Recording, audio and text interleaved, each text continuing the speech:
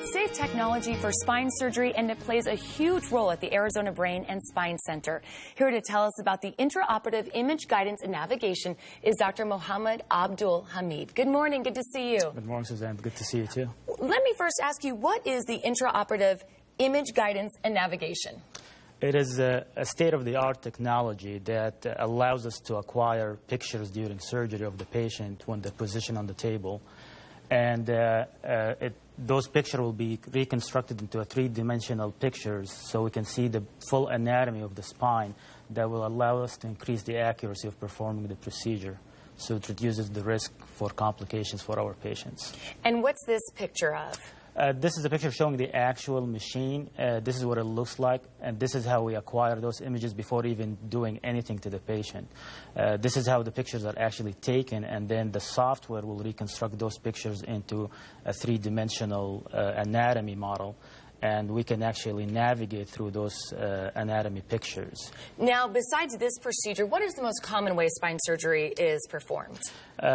We've been using fluoroscopy, which is a strong, powerful X-ray machine. The only thing with that, it only allows us capturing two-dimensional views of the spine. And with the amount of radiation that the patient gets exposure to from the fluoroscopy, there is a slight increased risk just from being exposed to these extra radiation particles.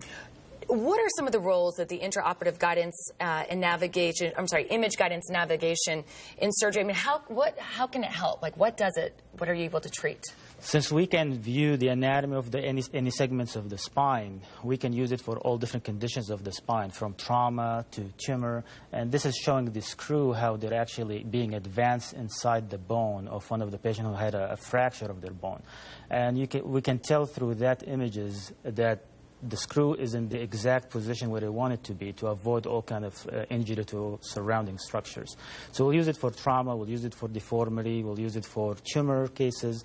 Really, anytime we need to get a good understanding of the anatomy of the patient to help us increase the safety of the procedure, we can use this technology. So that's just one, it seems like, of many. What are the advantages of doing this procedure? So the biggest advantages you saw in those pictures is that the screws, as we're putting them in, I can actually see the screw as it's going in second by second.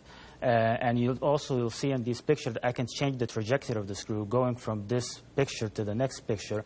The trajectory now and the angulation of that screw can be changed, and I can make adjustment as I'm proceeding with my surgery. So if the anatomy of the patient is changing, I can also adjust my approach. It's almost like think of it as like a live GPS machine inside the OR. And, so this is a technology being utilized at the Arizona Brain and Spine Center? Correct. I use this anytime I'm doing instrumentation for my patients where I need to increase the accuracy. It's a safer procedure. It reduces the risk for radiation exposure because we don't have to use as much radiation. Increases the accuracy of placing all the screws so we don't have to think about, do we need to take him back to reposition a screw that wasn't perfectly lined up. It also, and by doing so, it increases their safety, leaving the hospital and return to home. Because I have to think, as a patient, anytime you say spine surgery, the more specific and exact technology you can use to do this procedure is. Well, you have to increase the safety of what you do, and there is a lot of important structures around the bone, like the spinal cord, your nerves, your major vessels, and you want to make sure when you're putting instruments in a patient that you put it under the highest level of accuracy possible while minimizing the risk of other complications. And this is a beautiful technology that so far has been working too well for us. All right, Doctor, thank you very much. A lot of important information out there. And if you want to find out more about the Arizona Brain and Spine Center, visit their website, azbsc.com, or call the number you see right there on your screen.